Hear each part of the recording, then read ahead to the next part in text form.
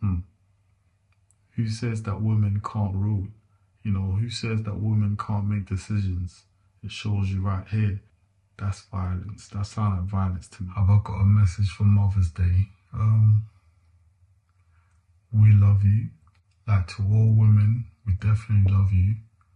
Especially to the mothers.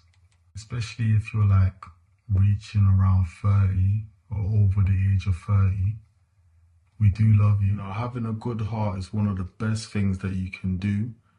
Even if you're not, let's say, living righteous, or you feel like you don't really believe in God. But the most important thing is that you gotta make sure that you do have is a good heart, a clean heart. Someone who's always, someone who just doesn't hate on people, someone who's always trying to elevate other people, and wherever you feel the need to help someone, you do so. Sometimes we gotta be careful that we as believers, we don't get ourselves into trouble.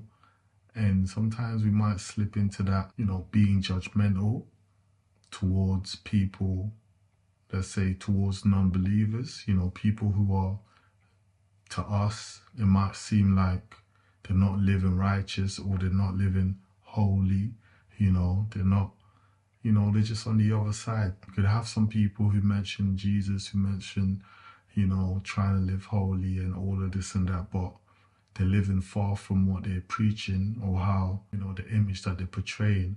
But then you have those who actually do have a genuine heart and they really have a good heart towards people, but they just don't know God.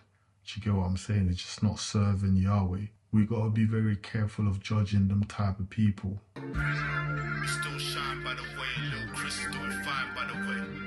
Yeah, don't touch you, get fried by the way. More fire, rock up there, she's on the way. Yeah, TikTok, I'm on time by the way. Still rapping, more preaching on the way. Yeah, real ones, it's on time by the way. He's on you, don't need Bible by the waist. We still shine by the way, little Chris is doing fine by the way. Doing fine by the way, don't touch you, get fried by the way. More fire, rock up there, she's on the way. Some people tell me that, look, like, what sort of rap are you doing? Like, why do you sound so angry and you know what I'm saying? The flows are just flowing, but people are taking it in a certain way where they're thinking that I'm angry or this is not how Christian music should sound like. And they feel like I'm going on a bit aggressive with my songs and stuff like that, the ones that I've been putting out. And we're going to get onto that, but in Judges 4 verse 4, we come across the first prophet, the first female prophet, according to the Bible. It says, now Deborah, a prophet, the wife of Lapidoth, what I know is immediately, who are you to God first? She's a prophet. That's who she is. She's a prophet of God. That's who God recognizes her as. Do you get what I'm saying? God recognizes you by a purpose at first. It's who you are to God. So it says her name, then it says who she is to God, which is a prophet, and then it says who she is in this world, the wife of Lapidoth. So certain people, they might want the status and might want certain things, but who are you to God? And then who are you to the world? These are two important things you gotta ask yourself. Not who are you to the world, then who are you to God? Was leading Israel at the time. Who says that women can't rule? Who says that women can't make decisions? It shows you right here. It says in verse 5, she held court under the palm of Deborah between Ramah and Bethel in the hill country of Ephraim, and the Israelites went up to her to have their disputes decided. So this is a group of men, God's children, that went up to Deborah, to have whatever dispute they had, to have it, to get a result out of it. And they seek Deborah's, counseling, Deborah's decision. So it just shows us that, for those people who are like saying, women can't make rules, women can't decide, women can't settle disputes. Here you have it. This is the first prophetess in the Bible called Deborah, and she's making decisions, and she's having a group of men, grown-ass men, coming to her in order for her to settle their disputes. And then it goes on to say, she sent for Barak, son of Abinoam, if I get the words wrong, the names wrong, excuse me, from Kadesh in Naphtali, and said to him, the Lord, the God of Israel, commands you, go take blah, blah, blah, blah, all of that. So she's basically telling another man what God has said. I see a few men of God who feel some type of way when they see, women prophetesses, true women of God telling, another man what God says.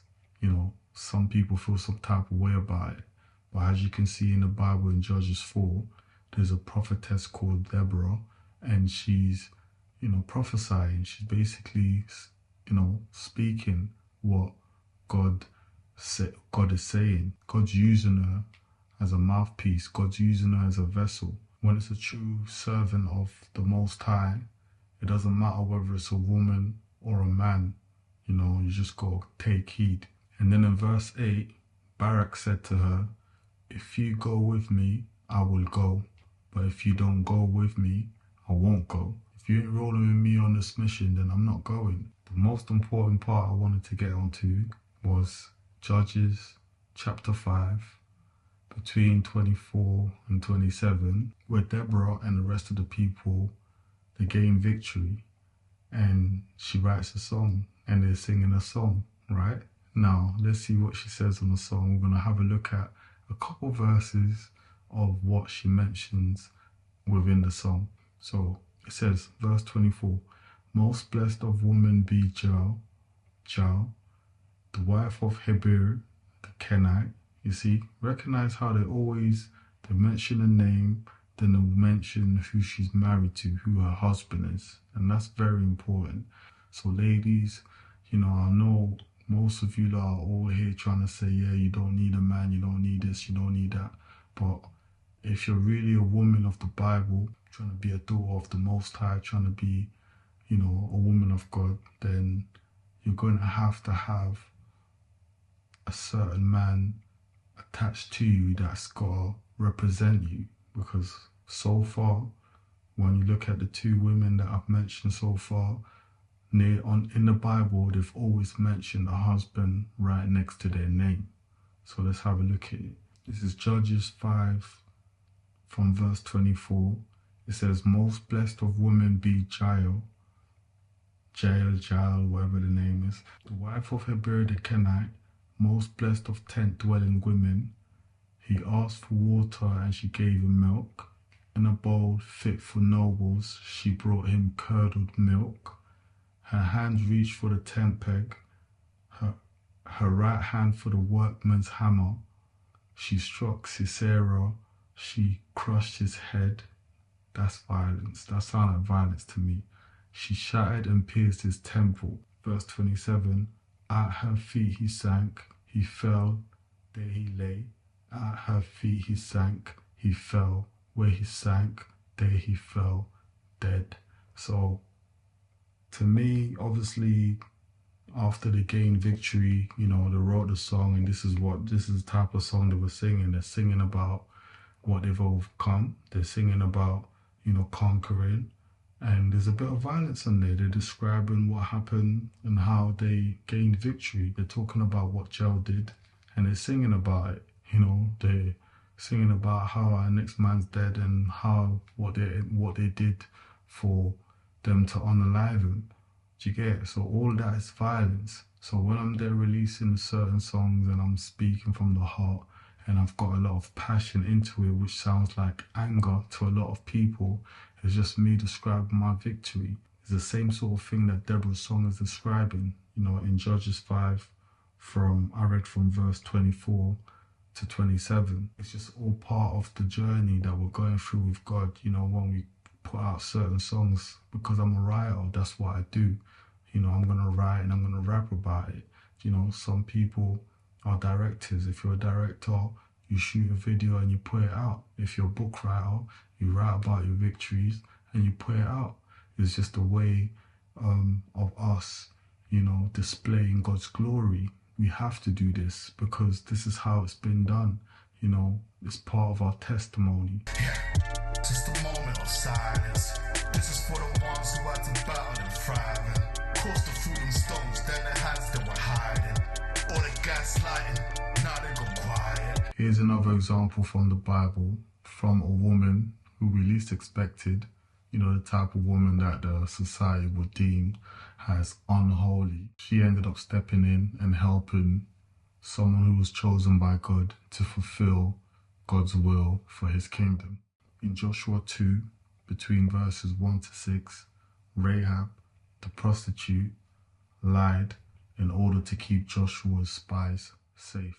This shows us that God's protection could mean that someone who you least expect it will be the same person who's going to be able to, you know, guide you or play a part in you being safe, you know, or at least be in a position to do so, to be able to guide you towards God's will in your life. You know, someone that you least expect, they might be in position to take some form of action that's going to help you to get towards the next step, towards the next stage in your life. And she's the same woman that actually told the spies as well that, look, over here, we're kind of scared of you lot.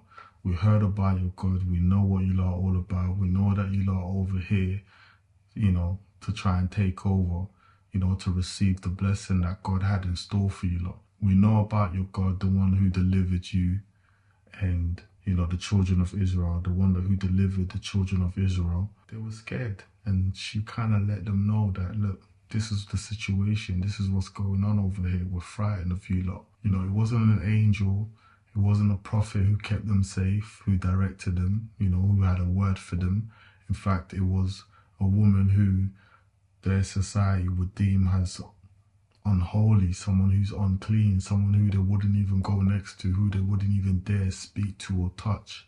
In fact, in those times, they would have probably stoned them sort of women. You know, having a good heart is one of the best things that you can do, even if you're not, let's say, living righteous, or you feel like you don't really believe in God. But the most important thing is that you gotta make sure that you do have is a good heart, a clean heart. You know, someone who's always, you know, someone who just doesn't hate on people, someone who's always trying to elevate other people, and wherever you feel the need to help someone, you do so. Sometimes we gotta be careful that we as believers, we don't get ourselves into trouble. And sometimes we might slip into that, you know, being judgmental towards people, let's say towards non-believers, you know, people who are, to us, it might seem like they're not living righteous or they're not living holy, you know, they're not, you know, they're just on the other side. You could have some people who mention Jesus, who mention, you know, trying to live holy and all of this and that, but they're living far from what they're preaching or how, you know, the image that they're portraying. But then you have those who actually do have a genuine heart and they really have a good heart towards people, but they just don't know God. Do you get what I'm saying? They're just not serving Yahweh. We got to be very careful of judging them type of people, because in the Bible, in Exodus, I think it's 1:10, you see the part where it mentions Pharaoh's daughters. They see Moses, they find Moses, and they, you know, take care of him and they pay for his well-being, you know, and this is someone that wasn't necessarily serving God the Almighty. She wasn't from a family that served God. You get what I'm saying? She didn't even know God, but she did have a good heart. You know, she saw a baby floating and she decided, you know what, I'm gonna intervene.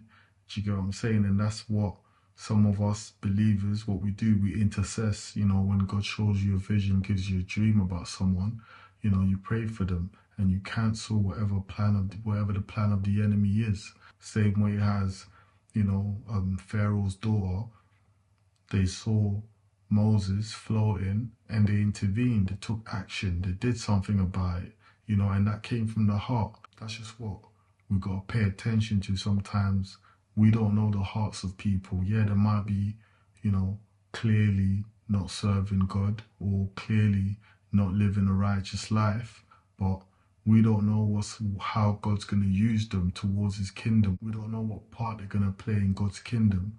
Do you get it? So we just got to be careful of judging certain people when they might just have a good heart, and at the end of the day, they just don't know God. Because look at what Pharaoh's daughters did. You know, they took care of Moses. They kind of started off Moses' journey. Just keep your heart in the right place, and God will still be able to use you. We just got to be careful as believers to, you know, cast too much judgment on certain people when they have a good heart. It's just one of those things where we don't know God's grace when it comes to how much grace he has towards a certain person. Yes, they might be living wild, they might be living a certain lifestyle, but it's up to God what he's going to do with who he wants to do it with at whatever time he chooses to do it. We just have to have discernment with the people that we're around, with the people that we choose to give our energy towards. And if you're seeing that someone's not living a certain lifestyle that, you know, seems righteous to you, you know, just stay away, but don't open your mouth and speak against them or try and turn other people against them, because you don't know the type of grace that God has put in that certain individual's life. So that's just something that we need to be very careful with.